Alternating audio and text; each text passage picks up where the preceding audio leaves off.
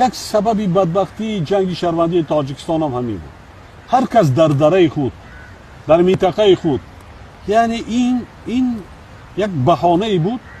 با همون محلات جدا شدن، راه ها هست، رفت آمد می شود، خیش تباری می شود، یار و دوستی بین مردمان می گردد، مردم را با هم نزدیک می کند.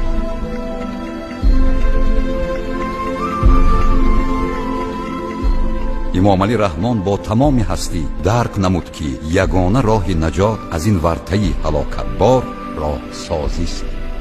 زندگی هم همین را تقاضا میکرد. راه باید ساخت، زیرا در آخر عصر 20 در آن مرحله سرنوشت ساز ما را بار دیگر در تنگنا قرار دادند تا ما را همچون ملت از روی زمین پاک کنند. رنج های این محاصره را هر شهروند تاجیکستان خوب در یاد دارد.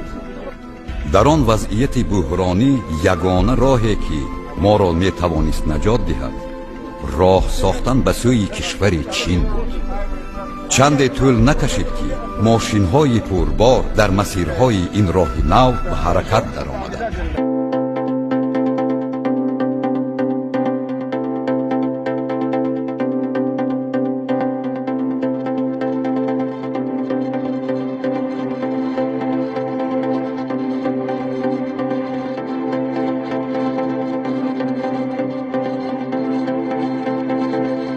اگر راه را نمی ساختیم با قولای بلند کوههای بدخشان در سطح 4600 متر با کلمه راه کشادیم. اولی راهی کشادگی ماست با چین. این راه ها اگر نمیشد حاضر وضعیت اقتصادی ما، وضعیت اجتماعی ما، مشکل های اجتماعی ما خیلی زیاد میشه. یکی از دشوارترین منطقه های کوهی برای راهسازی طلسم دیودره بود در سمت شوراباد درواز. صخره های عظیم این موضع در دل هر مسافر ترس و دهشت می انداختند. آدمان زیاد هنگام گذر از این موضع جان شیرین خود را از دست داده اند. من چند بار سفر داشتم از طرف شوراباد و از طرف خود نایه درواز. قریب که در اونجا راه ماشینگرد وجود نداشت، در بعض انجا پای پیاده. ما همون تا قسمت های دیودره که در همون زمان نام داشت آمده بودیم و دیدیم که چی وضعیت است.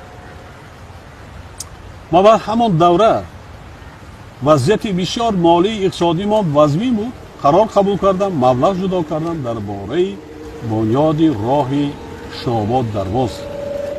بعدا آهسته آهسته تکنیک متخصصان را پرداختیم.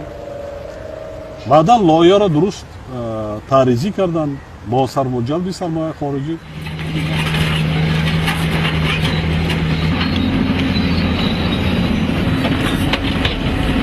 راهسازی وارد مرحله دیگر.